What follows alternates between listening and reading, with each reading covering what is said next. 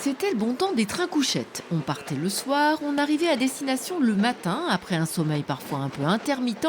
Mais pour ceux qui ont connu ce temps-là, comme Serge, la nostalgie est de mise. Comme je travaillais sur Brest, j'étais en déplacement sur Brest, donc je rentrais sur Lyon de temps en temps. Puis je prenais le train de nuit. C'était beaucoup mieux que la journée. Et je me reposais. Très dispo, prêt à partir pour la journée. Mais depuis 30 ans, les trains de nuit ont disparu ou presque. L'annonce de leur relance dans le cadre de la transition écologique avec un Paris-Nice et un Paris-Tarbes. Sur le principe, tout le monde trouve ça très bien. Mais ici, à Quimper, on reste sur sa faim. Voilà que le prolongement de deux lignes déjà existantes, que sont Paris-Briançon et Paris-Albi, donc rien de nouveau sous le soleil.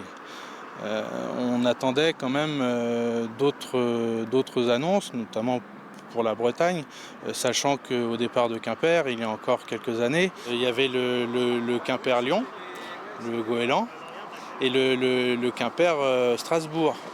Et en train d'équilibre du territoire, le Quimper-Bordeaux-Toulouse. L'association Oui au train de nuit a déjà recueilli près de 200 000 signatures pour une relance ambitieuse. Ses membres espèrent que les annonces de cette semaine ne sont qu'un début. Concrètement, avoir un train de nuit, c'est continuer à capter les personnes qui ne se déplaceraient plus en avion.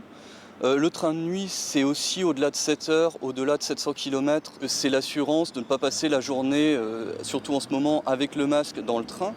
C'est l'assurance d'économiser une nuit d'hôtel ou une journée de transport, donc finalement c'est financièrement rentable. Sans compter l'attractivité pour les villes moyennes comme Quimper, dont l'aéroport est en perte de vitesse.